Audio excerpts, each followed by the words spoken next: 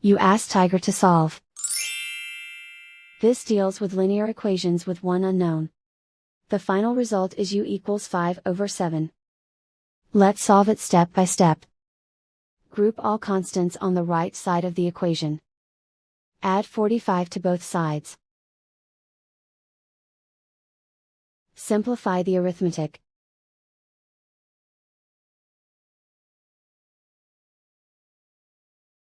Isolate the u. Divide both sides by 63. Simplify the fraction. Find the greatest common factor of the numerator and denominator.